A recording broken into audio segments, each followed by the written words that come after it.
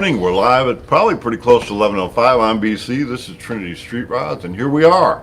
It's like it's a beautiful day. It's a beautiful day in the Ozarks. A little chilly, but that's all right. We got a couple. The rod shop is coming together. Trinity Street Rods, putting finishing touches on January 30th. We're having a party. It's going to be a party. Be there or be square. It'll be our grand opening. Getting things together, getting it done. We're getting a lot of things done. We got the rod shop going over on that side.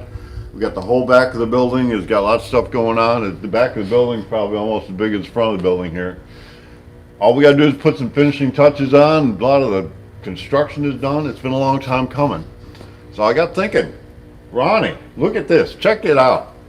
Sometimes we've been wanting something, we've been gathering, we're doing, and we're moving ahead, and we think we're gonna, but then it's been so long, and we get so discouraged, and we think this is gonna happen, and that don't happen because we were planning on this, and then it's like we almost want to give up.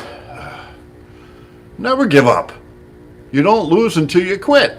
So never give. Ronnie has had this project for a long time, has had the vision. Here we got red pink on the spring perch cover, all painted, ready to go. We've got a rat pink shifter knob.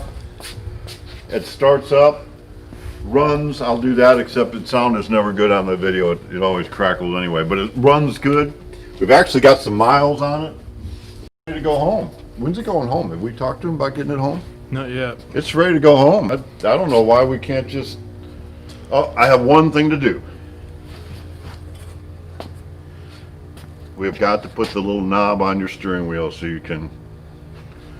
So we have a rat pink knob for the steering wheel. It's all cool. Now, I'll put it here in front of the rat pink. Look, check out our rat pink area. And I do have some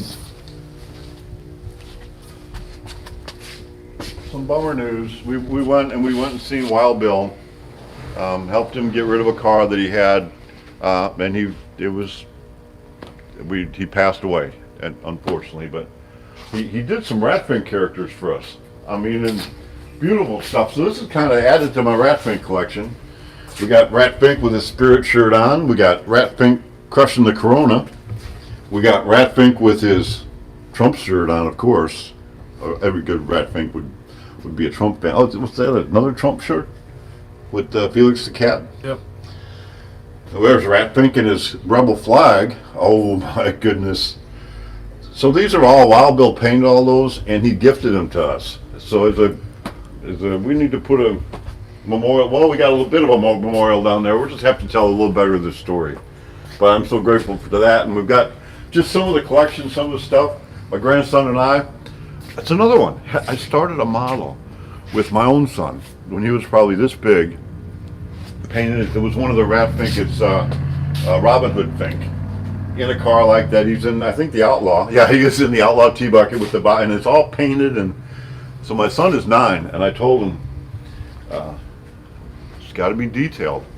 I mean, this is not just a throw it together model. This is going to go on display. So I want to have that done by the 30th.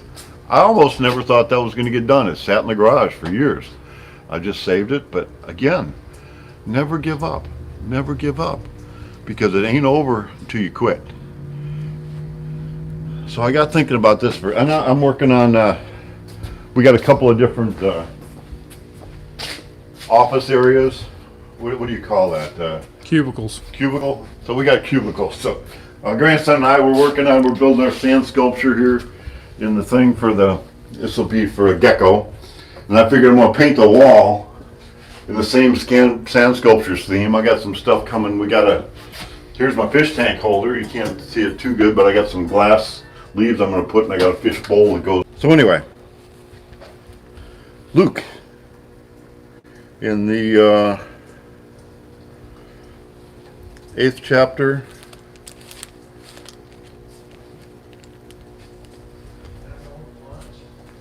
we'll start at verse 40. We'll just read all the way through 40.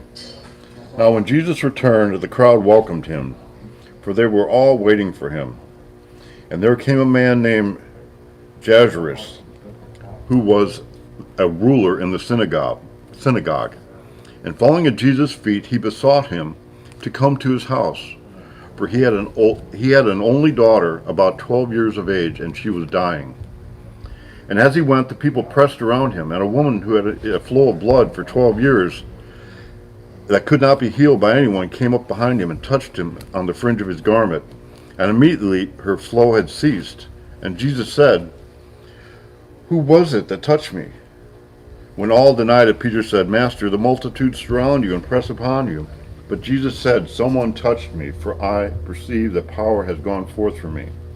And when the woman saw that she was not hiding, as she was not hidden, she came trembling and falling before him, declaring that she had touched him, and how she had been immediately healed. And he said to her, "Daughter, your faith has made you well. Go in peace."